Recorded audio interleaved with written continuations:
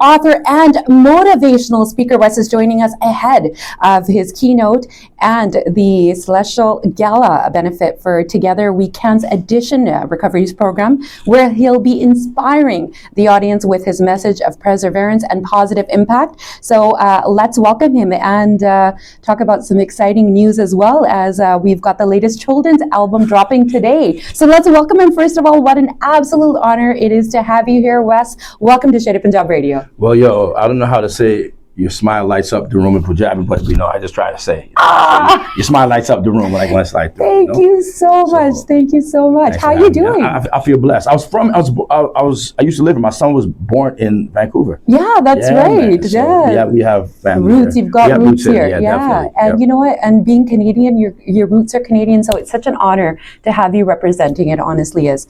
You know what? We're gonna hop right into this interview because I know you're busy and you've got some other speeches that you've got to do. So let's start with the beginning. Growing up, you pursued music, especially hip-hop, and in Canada. So what inspired you? I mean, I grew up listening to rappers like Sugar Hill Gang, Curtis Blow, Super Rhymes by Jimmy Spicer. Yeah. These artists really inspired me to do my thing over here. It was just an imaginary line called the U.S.-Canadian border. Yeah, right? Yeah. And from that, it took a lot of time getting better. Fell a couple of times because it wasn't that good. Got back up because I got a little better. Fell again because I wasn't that good. And you kept on improving. I kept on improving throughout the years, and then one thing led to the next. But I want to say too, there was something you mentioned in terms of the first black artist to go platinum. Shout out to my brother Dan Hill, because he had a song, "Sometimes When We Touch, the Honesty's Too Much." That's my brother. So he did that too before I did. So enough respect. But history. My slogan is "Don't make records, make history." Make history. So that's something I've been trying to do for a while. To just say something that has intergenerational impact. And you definitely have. There's so many generations, and you're still touching them. You're still creating that history. No doubt. Your debut album, Symphony in Effect, became the first certified platinum album. Yeah. By a Black Canadian artist. So talk about. But that's what I was saying. Shout out to my brother Dan Hill. Yeah, that's something we got to fix in the. Because I like to be right. I wouldn't want somebody to document my stuff kind of wrong. Yeah. So that's something that we're going to rectify that situation there. But in terms of hip-hop, between you and Dan, you guys both had that impact on Canadian music. So, Well, in terms of hip-hop, I got to say I did what I did back in the days for sure. Exactly. So within that genre, and from that, from a mainstream perspective, in the 80s and onwards, it was kind of cool. But, I think people felt like he's one of us. Yeah. He's from here. He's from Toronto. He's from Canada. Yeah. And I think that's what it was, definitely. Yeah. And so, you're often, and you are still called the Godfather of Canadian Hip-Hop. Yeah. What does that title mean to you, honestly? And, how do you view the evolution of Canadian hip-hop since you first started? I take that seriously. That title there, Godfather of Canadian Hip-Hop, I take that seriously. That's not something that you leave and come back to. Yeah. This is something that I've been living every single day, for the last 40 years plus, hip hop.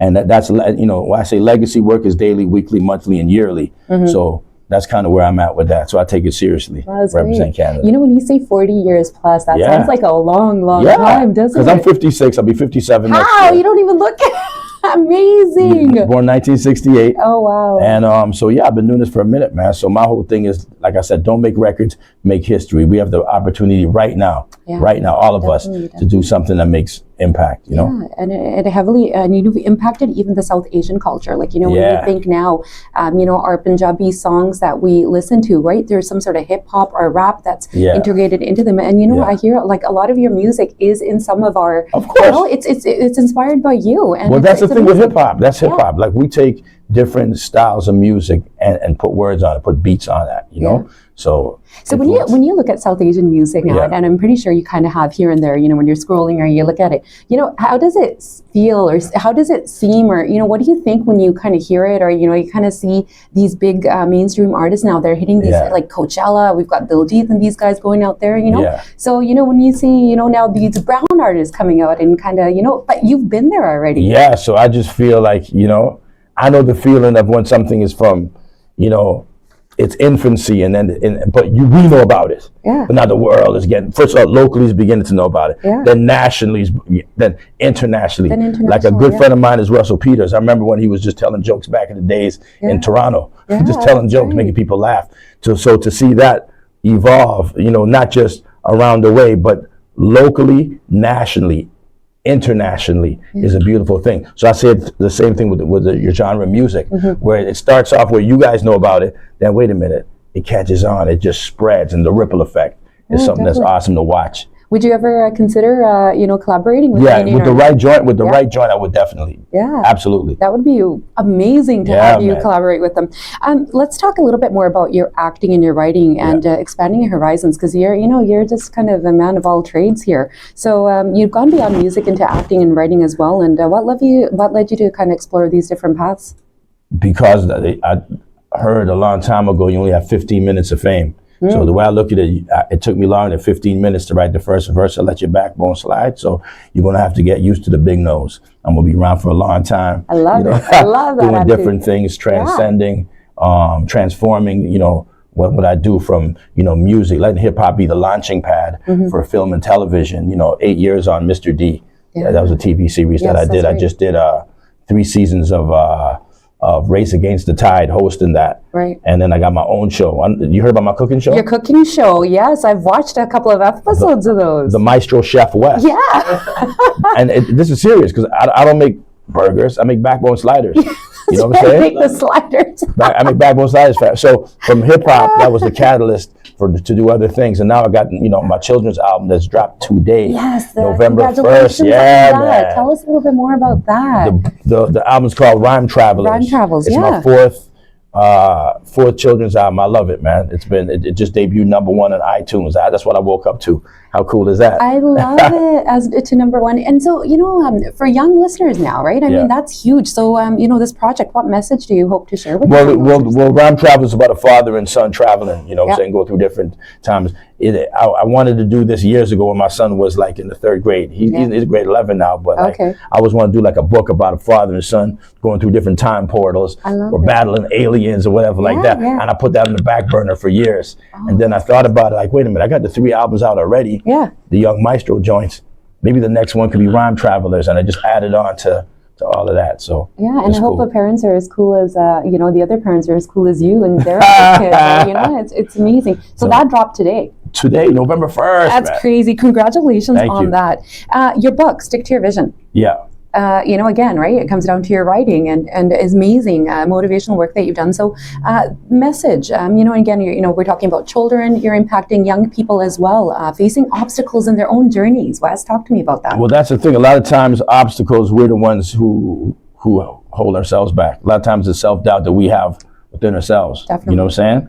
And what I noticed, right before something big is going to happen, there's always kind of stumbling blocks always happen. There's always that storm, right? Yeah. So you got to know they're coming. Yeah. But how you got to embrace yourself. You got to brace yourself for that, right? And overcome those obstacles. So that's something that I try to tell youth all the time. Yeah, definitely. Yeah, and where do you write? What inspires you to write? Do you have a certain time era, a mood that you're in after a couple of drinks? Like, tell me.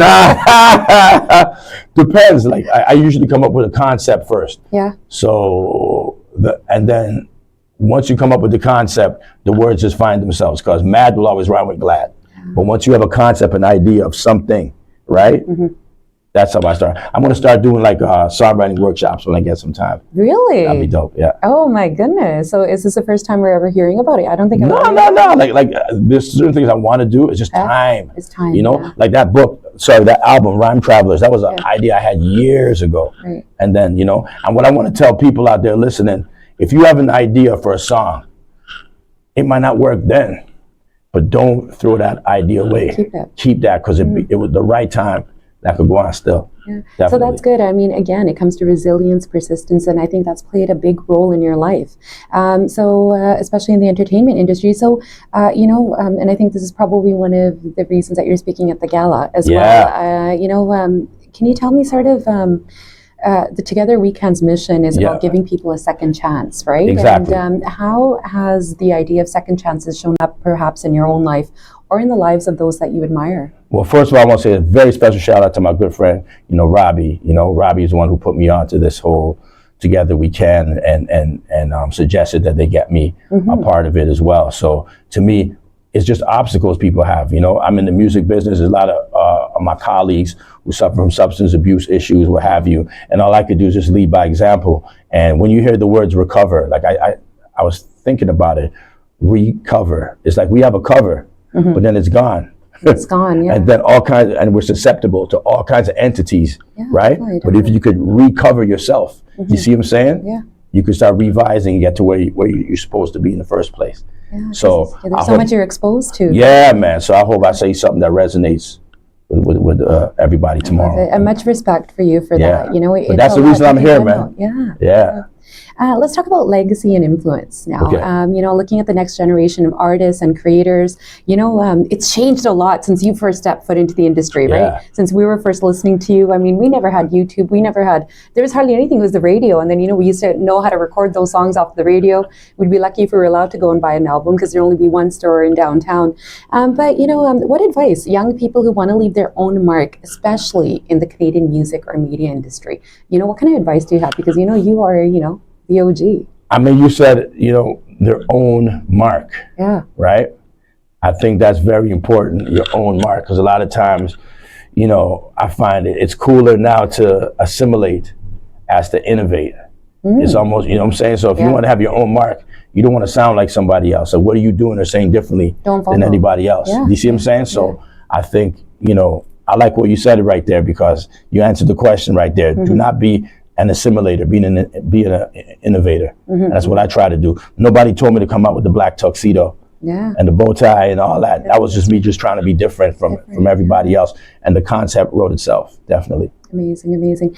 You've influenced so many artists and fans across the globe, Canada especially. We keep showing off Canada because that's where you're here. You know, we're proud of that. But what's a legacy you hope to leave, not only in music, but in terms of impact on people's lives? Yeah, you know, like once I leave here, I want people to look back and be like, yo, that guy, he was all right, you know? Yeah, he was all right. He's more than all right. He did something special. He did something special. I made the place a better place. I made the world a better place, man. That's it. And I really sincerely mean that, you know? Yeah.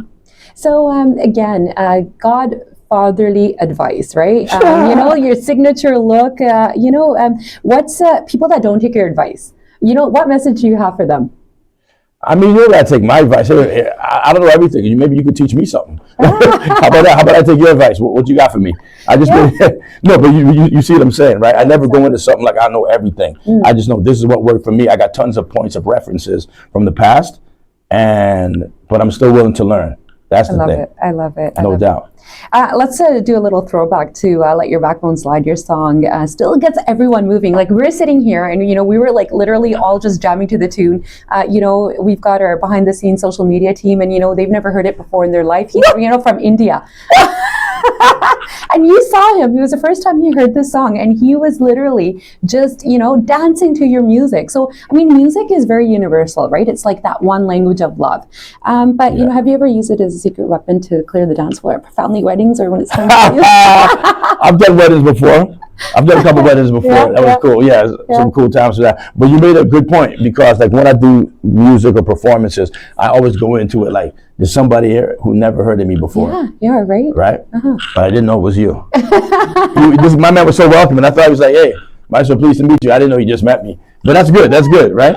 But like, all jokes aside, it's like you want to be that person coming into a room, you know, that someone never heard of you before, but you make an impact on them. Yeah, so that's what I try to do. So talk about impact. If you ever walk into a room and there'd be that one song that someone plays every time you walk into a room, Wes, what would it be and why?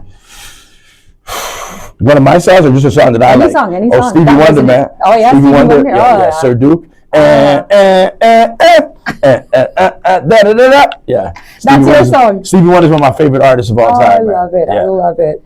Okay, Canadian Pride. If there were a Canadian hip-hop anthem that would absolutely have to include Tim Hortons hockey references or maybe shout out to a poutine? Probably Tim Hortons. Tim Hortons? That's your That's one of them. That's one of them. Awesome. Yeah. Now on your acting career, you've done a lot in film and TV, right? How many times have you played like a character you got to say a super cool line, or did you steal that line for real life situations ever?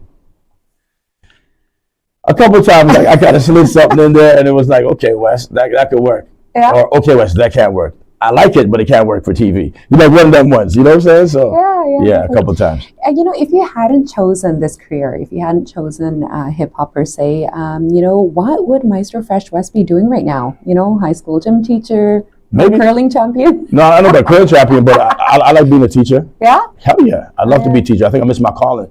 I think Ah. teaching youth, I think I would have been all right. I would have been a little strict, but they love me, especially if they had bars. But you still are. You're still incorporating that, I think, into your everyday life, which we respect you for. Fan encounters. It's the funniest or strangest thing a fan has ever done or said to you. I think this girl told me one time that she was her mom was listening to my music at a concert, and her water broke at the Maestro Fresh Wes concert. No way. That's kind of cool. So she was born. That was kind of cool. I heard "Let Your Backbone Slide," but that's ridiculous. She took that to a whole different level. Oh my God. Yeah, I just met her. No, for real. She said she was born listening to a Maestro concert. Yeah. Oh my God, she was born at one of your concerts. Yeah, the ambulance came, took her out, everything. Wow. I just met her last year. No way. Canadian Music Week. What was your reaction? I was like, damn, sorry. Damn, sorry. Oh my gosh, okay, wow, interesting. You didn't see that one coming. No, that's hilarious, wow. So any Canadian hip-hop stereotype that makes you laugh or one that you secretly wish was true?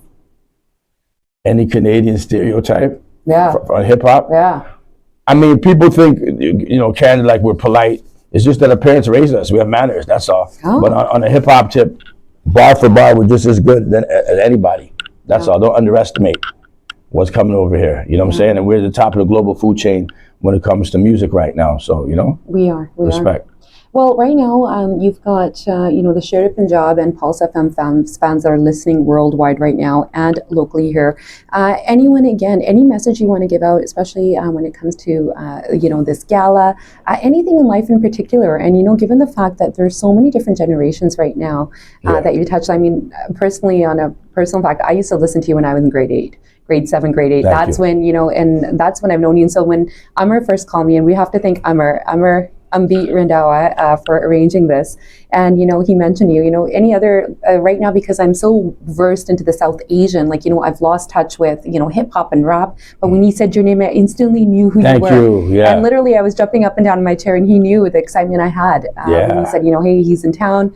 I'm glad you made time for me, man. That's cool. No. But, any message you have right now to any of our listeners, especially when it comes to mental health, because, especially male mental health, right? Yeah. It's a thing we're finally starting to talk about. Yeah. It's not taboo anymore. Yeah. And, and we've got that similarity where it's like, it used to be hush hush. You don't want to talk about it. You don't want to admit that you have a problem, but, it's there. And, whether it's recovery, mental health addiction, substance abuse, anything of that sort, we're always told to put on this strong front and be the man that you're supposed to be. What do you have to say? I like the way you rolled your eyeballs when you said that, be the man you're supposed to be. Yeah. I mean, I didn't grow up knowing about all of that. And I think, through hip hop a lot, I just started talking about this. This might be one of the first places I'm talking about. I believe I suffer from hip hop trauma.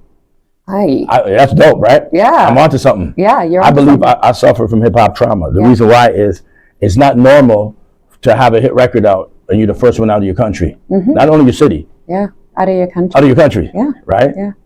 And so when your record's hot, your phone's ringing, record's spinning. When it's not, the phone calls stop coming in. Mm. And then you have another hit record, then they start calling. Phone start ringing again. Mm-hmm. You learn to watch people. Do you see what I'm saying? Yeah. And that's been my life. That's some stuff that I noticed through, my come up that I could really start talking about, where it's like, certain things I just remember. I remember flashbacks, and these are things that I wouldn't do to somebody. But when I see certain people do certain things, it's like, wow. And it registers, and these things they happen through music. Mm-hmm. And I'm sure there's a lot of artists who can go through that too as well. Mm-hmm. Do you see what I'm saying? So when it comes to like mental health or what have you like that, I just been strong enough to like, trust me, before I did the Hall of Fame award, man, I had pastors pray over me, man. What? You think I was going to go to Halifax and perform without having like be protected? Man, listen, I had pastors pray over me to make sure that, because I know I was chosen to do great things. Yeah. And one of the things is extraordinary people will always have extraordinary challenges. And the challenges, I feel, is like negative energy trying to get into my mind to throw me off from me celebrating who I am. It's a real thing. Do you see what I'm saying? Yeah, so that's my version of mental health. You got to be strong, and knowing that when you're here to do great things, there's going to be forces taking you, trying to pull you back. And I think we're all here to do great things. That's why Together We Can makes a lot of sense, because people were here to do certain things, but they got thrown off. So how can we help them get back to where they're going to be? And those are messages I'm going to share tomorrow at the gala, definitely. You know, we're looking forward to hearing about it. And, you know, this thing we have, right, and there's so much influence. And you know what, like you said, you know, there's so much evil out there trying to throw us away. You know what, we keep coming back to this because this isn't a real addiction. And you know what, we're blessed to have this platform, as are you. You know what, it has been an absolute pleasure. I can't even explain to you what an honor it is to sit here, chat with you about, you know, your insights and your experiences you've had with us. Your journey has not only paved the way for, you know, countless artists, but inspired, you know, so many listeners, including myself, so many different generations. And you are definitely a legend, and we look forward to having you back. And, you know, please share your upcoming projects with us. We're here at South Asian. Our audience, we all love you. Well, listen, if you're listening out there, on any digital platform, the Rhyme Travelers. If you got kids, man, this is a beautiful body of work, man. This is my most creative, most innovative children's album, man. It's awesome. And how cool is this, like I said, to wake up, to have, you know me from back in the days. But I'm waking up today, before I came here, to find out that my album is #1 on children charts, man. Come on, man. High five to that. You guys can't see that, but it was a good high five. It was a good high five. No, congratulations. And as far as your platforms, you know, where are you most active on these days? You know, which handles are you using? Instagram the most? Facebook, Twitter? Where can everybody go? IG, Facebook. Okay. Those are the two that you could probably see me the most at. Okay, and then that, you know, your projects and stuff. Now that we have you in here, you know, I'm not going to let you get out of that hot seat unless I hear a couple lines from you. So what are you sharing with us today? You want to hear some of that? I don't know, man. Let me see. Because you said you knew a little bit of Punjabi. Nah, come on, man. I'm a fan. You mean, man. But you know what? Next time you come in here, we're gonna rap some Punjabi. We're gonna do something. We're gonna do something next time. So I'm gonna hold you to that. Okay. So today I'll let you get away. But you know, anything you want to, some of your hip hop superpower. Listen, man, I just want to thank everybody for listening to like the era of Let Your Backbone Slide, Drop the Needle. Drop the Needle. Stick to Your Vision, Conducting Things, Underestimated, man. All my music from the past, man. And I thank everybody for all the support from the 80s. I remember coming here in 1990, and all I knew about Vancouver was the beachcombers, man. So every time, no, real talk, I'd fly in, I think of Bruno Gerussi, because I'd see all the logs on the water. I didn't know better. Definitely. And to perform, open up for Young MC right here in Vancouver, and years later opened up for Run DMC right here in Vancouver. Do you see what I'm saying? So, and years later, my son being born right here at St. Paul's Hospital in Vancouver is a beautiful thing, man. So you know, this is home, and you're home. Exactly. That's what's my jersey say? My hockey jersey? Vancouver. Come on, man. You know how we do. That's right. Definitely. Okay. Well, you know, thank you once again, and you know, we look forward to having you back. All the best at the gala, and you know what? Keep connected and do what you do.